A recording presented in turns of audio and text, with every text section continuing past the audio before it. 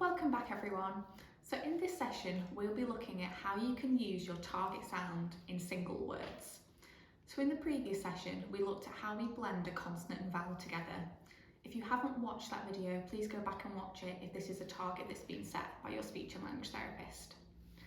Only once the child is comfortable blending the consonant and vowel together would you move on to the next step, which is them using the sound in words. The speech and language therapist will tell you in which position in the word the target sound needs to be worked on. So let's have a little look at our D example again. So your target may be for the child to use the sound successfully at the beginning of words. So for example, duck. In the middle of words, so for example, Monday. Or at the end of words, so for example, bread. This will be specified by your speech and language therapist. When you're working on a sound, no matter where the position in the word, we would encourage you to try and get at least 50 repetitions in each activity. Although this seems like a lot, there are some things that you can do to try and get at least 50 repetitions. So for example, when doing an activity, try and get the child to make at least 5 productions of the word each time. So let's think about some activities that you can do with the child. So we will give you some pictures of items that uses the target sound in the correct position in the word. So for example, duck. We will give you these pictures for you to cut out and use in different activities with the child.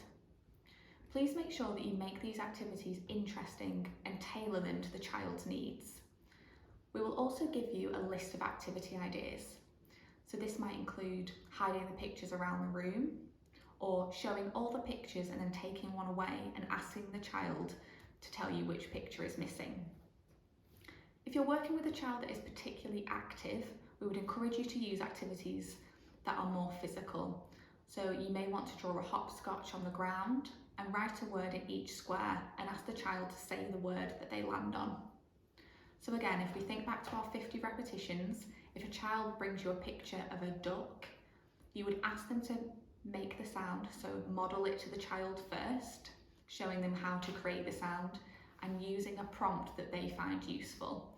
So it might be a description of how the sound is made, or it might be a picture, or it might be our cued articulation. Once the child has had one correct production, ask them to repeat the word at least 5 more times. So just in that one turn, they're creating the sound at least 5 times. If the child were to find 10 pictures throughout that activity, there you have your 50 repetitions. We understand that some children find it difficult to attend to a task for longer periods, so 50 repetitions might not also always be possible. However, we would encourage you to try and get as many repetitions as you can in at least a 5 to 10 minute session. If the child is finding it difficult to produce the sound in single words, then try breaking the word up. So we can do this by isolating the target sound from the rest of the word. So for example, duck would become d-uck. This again just reminds the child that this is the sound that they need to focus on producing correctly. Please make sure that you're using prompts that are effective for the child. So as we discussed before, this may be cued articulation, so d.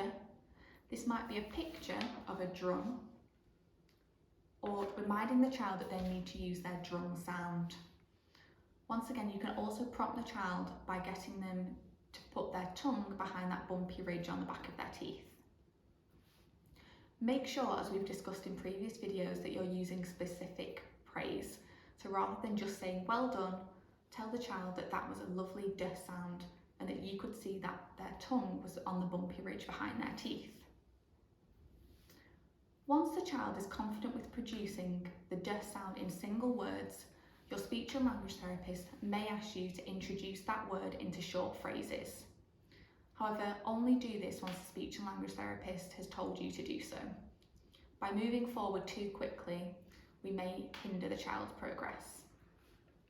So for example, when working on that word in short phrases, you may want to have a look at the picture in greater detail. So for example, if the picture is of a duck, you may ask the child to tell you what colour the duck is. So yellow duck. Another alternative is to ask the child to use a phrase before the word. So if they find a picture of a duck, you might get them to say, I found a duck, or I have a duck, or I've got a duck. Once again, encouraging the child to use these short phrases. So you may need to model the short phrase to them, however, then encourage them to use the phrase independently if they're able to do so. As we've discussed before, try and get several repetitions of these short phrases.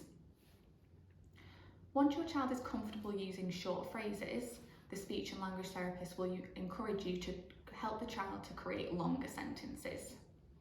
So, for example, for a picture of a duck, the longer sentence may be, I saw a duck swimming on the pond. To help the child create these sentences, you may have to create the sentence for them or model the sentence to them. However, as we've discussed before, try and get the child to say the sentence independently after you've modelled it to them. As we've previously discussed, please don't move on to this step of using the word in sentences until the speech and language therapist has informed you to do so.